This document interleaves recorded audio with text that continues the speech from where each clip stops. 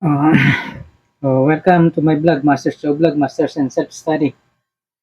So, tuloy natin itong part ng trigger natin. So, nag-discuss muna tayo ng konti sa generator natin. Saka itong, natin, yung sa adjustment ng time natin, yung horizontal. Para makita natin yung trigger portion, yung trigger na to, para makita natin, kaya diniscuss natin ng konti. So, wala tayong nakikitang trigger pointer dito. Yung arrow, trigger arrow natin. Kailangan babaan natin tong time per division natin para lumitaw ang natin, trigger natin. So, yan. So, lumitaw yan. Pagka mababa yung trigger, ang maximum na milliseconds natin is 10 milliseconds para lumitaw ang pointer natin sa trigger. Ito yung trigger adjustment natin, tapos ito yung trigger pointer, yun, yung horizontal trigger. Ang maximum natin is 5 milliseconds para lumitaw at ang minimum niya na ayun, nanoseconds nakalabas ang trigger.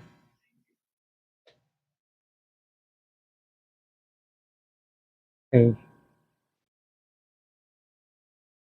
Gawin natin ang 1 Hz muna yung generated frequency natin para stable yung natin. So, gawin natin 1 kHz. Yun. Sine wave natin.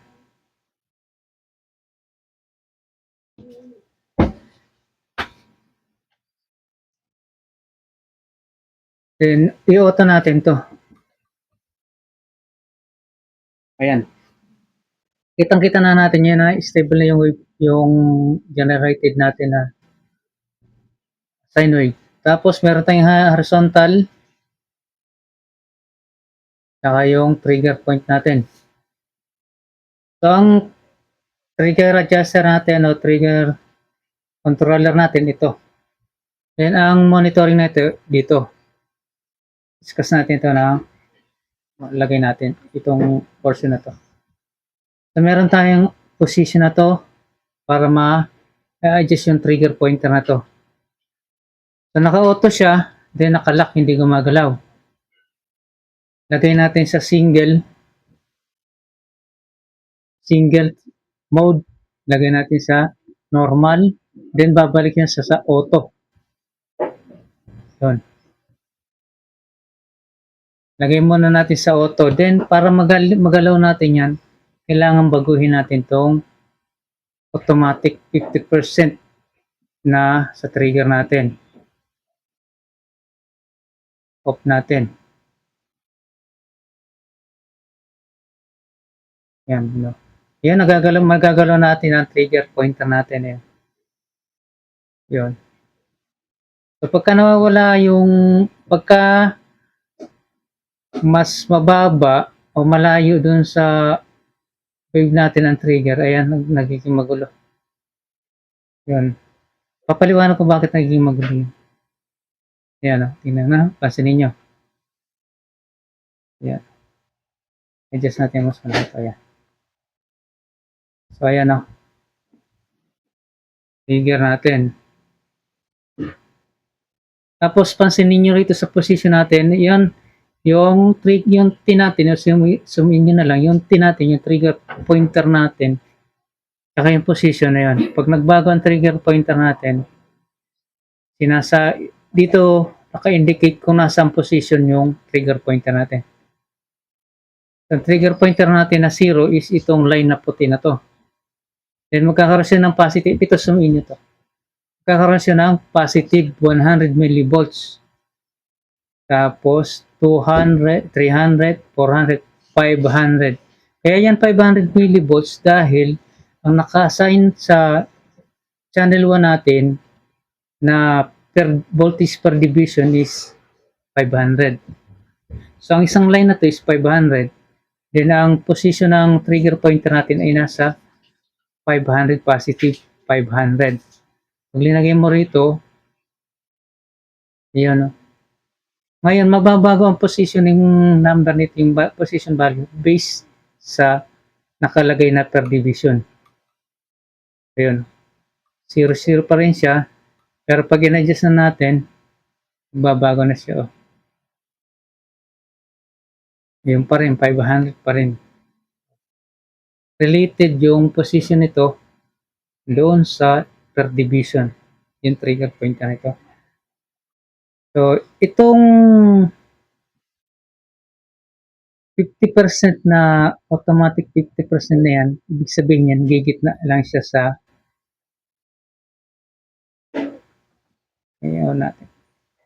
Okay.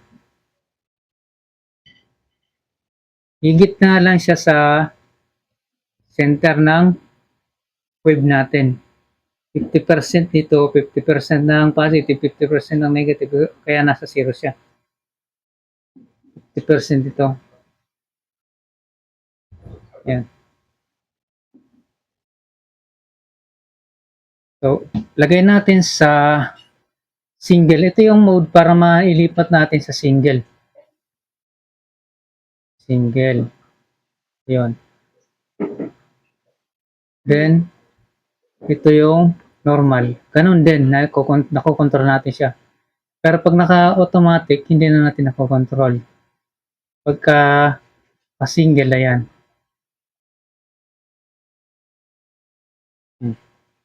Ay siya. Normal. I-discuss natin yung trigger natin. Ito yung makikita nyo horizontal na yan. Yung horizontal pointer na yan. Tsaka yung trigger pointer na to, may intersection siya dito. Ibig sabihin ng intersection yan, doon nag-uumpisang basahin yung period natin. Yung wave natin, yung signal natin. Pa-plot niya yan. Doon mag-uumpisa magbasa. So ngayon, nandito, dito niya numpisan basahin yung signal natin sa intersection na to. Kung lalagyan natin sa automatic, mapapansin niya sa ayan. Lagay muna natin dito sa kasi natin sa automatic.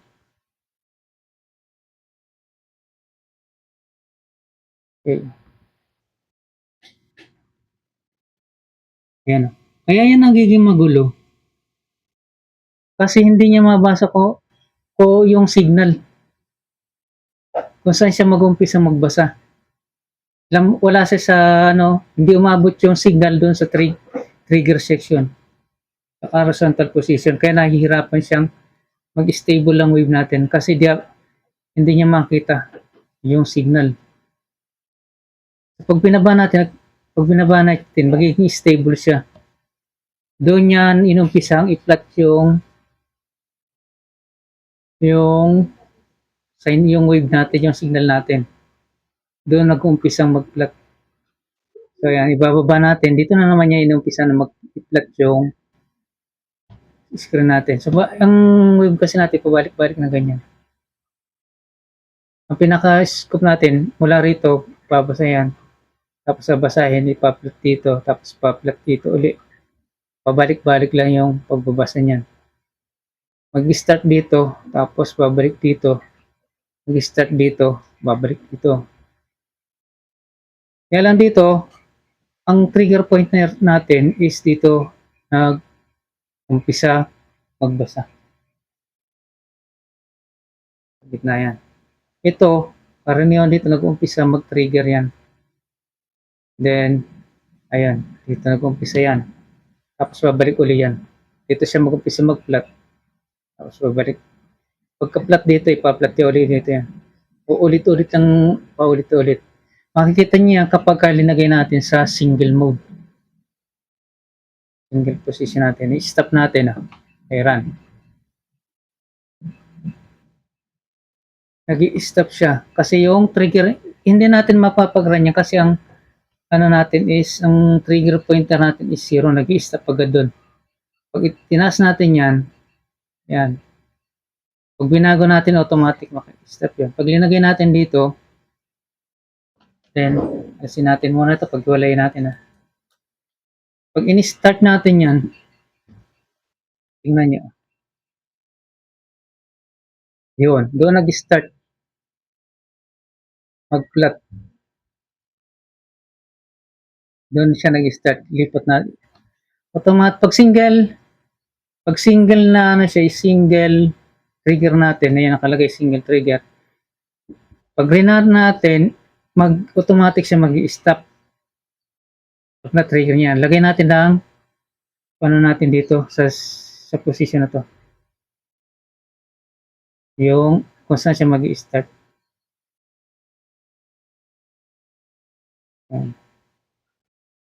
Slow natin para ayan, para ma-appear natin. So dito mag-start mag-plot. Ayun, doon nag-start. Ganyan na. So, nag-start. Tapos automatic nag-stop agad siya. Oh, hindi mo naman kasi nag-start. Nag-stop na. Try natin. Isa pa uli. Ayun. Doon siya nag-start. Stop uli. Start. Yun.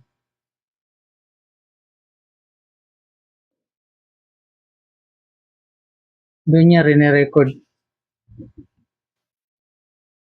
Oh. Tapos lagay natin sa ano natin. Taas natin to. Yung trigger natin. Hindi siya magti-trigger kasi hindi umabot hindi niya mabasa yung signal. Mas mababa ang signal kaysa doon sa trigger point natin. Ibaba natin. Okay. Yun. Ngayon dito sa ano natin, sa normal mode, pag rinan mo siya, hindi siya automatic nag-stop. Yun. Hindi siya automatic nag-stop kasi normal mode siya. Pina-plot niya yan. Oh. Na-ipipress niya yung screen nito. Hindi katulad dito sa automatic, oras na maalis yung signal, nawawala na rin to. Nawawala na si screen ko. Kasi automatic niya, pag nawala yung signal nito, binabalik niya agad sa 0. Samantalang itong trigger point na normal, pag nawala yan, naka-stay yung na-reading niya rito sa screen. Tinatrap yung signal. Tapos pag linagay mo sa single, yun, wala na. Stop agad. So, ang ginagawa natin kanina, dun sa naunang part natin, is pinipindot natin to para makapture yung ano natin yung frequency na yung generated natin na sine wave. So ayan, di ba pag tinanggal yan nawawala. So ang gagawin natin, i-stop natin to para ma-press siya. Hindi mo na kailangan gawin yun, gawin mo na lang ito. Itong yung mode. Single, tsaka normal. So tapos na tayo sa mode. So meron tayo ritong edge. Makikita nyo ito. Meron tayong edge trigger na positive. Ibig sabihin positive. Lagyan natin sa baba. So ayan. May rising edge tayo, yung unti-unti tumataas na yan, yung rising edge positive yun. Tapos meron tayong falling edge. Yung makita nyo, isumin nyo to. Meron kayong makikitang arrow na nakaganyan, pababa. Ibig sabihin, magti-trigger doon, papunta sa baba. Ayan, iyan na natin to, position natin to. Yun. Sa falling edge, dito siya mag-uumpisang mag-plot pababa. Yun. Pag pababa na ang signal mo, tsaka niya lang umpisang i-plot ang nare-read mong signal. Tapos sa rising edge naman, doon siya mag-uumpisa, yung pataas na voltage. Yun ang rising edge. Tapos dito, lipat tayo dito sa CXO channel. Auto natin ito muna para mahati sa dalawang agad automatic. Ito pala enable natin. Automatic natin. Yan. Lagyan natin yung dalawang signal nito. Channel 1 at channel 2. Naka-AC siya. Gawin natin ang DC ring. Parehasin natin.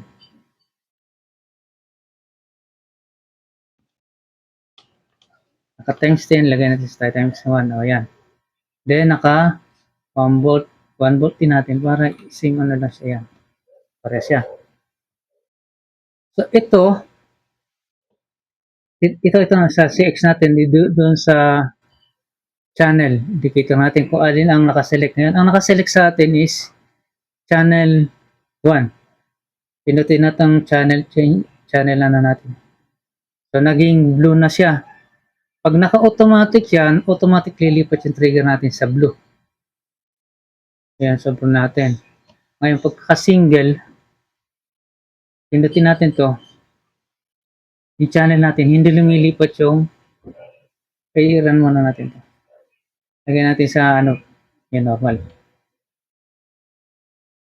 Pag linipat natin sa channel na yan, channel 1, hindi lumilipat ng basta-basta yung trigger point natin. Hindi lumilipat to. Pag pinindot natin to, o yun, channel 2. Channel 2 ang trigger na, ang trigger natin, nag-accept ng trigger. Tingnan, ayan. Ayan. Channel 2. Ito sa isa, wala. Wala siya. Ito ang nag-accept ng trigger natin. Channel 2. Pag linipat natin to, yung channel natin, channel 1 ang nag-accept ng trigger. Pero hindi siya mag-accept kasi mas malayo siya masyado sa trigger natin. Ilagay natin dito sa malapit sa channel 1. Ayan o.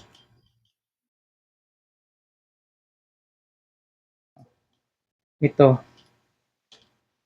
Hindi. Kahit na ilipat mo rito yan, malapit sa blue, hindi siya magti-trigger. Hindi siya magti-trigger dahil nga ang channel 1 natin ang nag-accept ng trigger. Ilipat natin sa blue.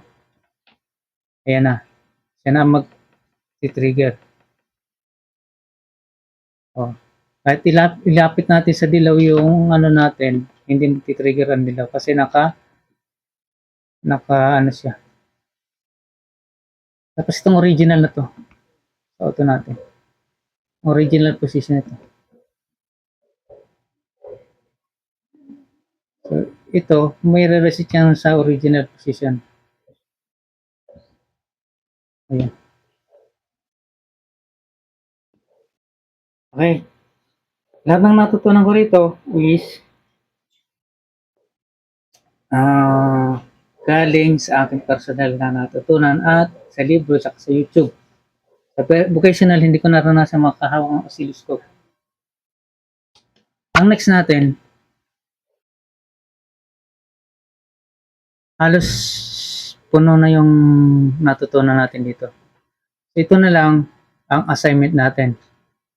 Next, next video natin.